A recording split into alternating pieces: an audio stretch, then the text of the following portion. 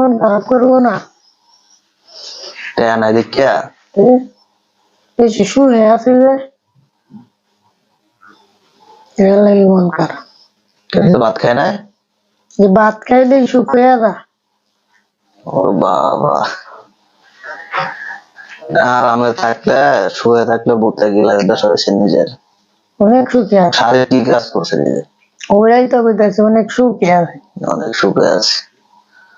তো মানুষের মতো যদি দুনিয়ার কাজ কাম থাকতো, ঝামেলা থাকতো, তাহলে ঠেলায় বলে বলতো যে কত দানে কত চাই। কোনো কাম নাই, আপনি একটু ডিউটি বেলায়েন, এটা অনেক কাম, ভারী কাম।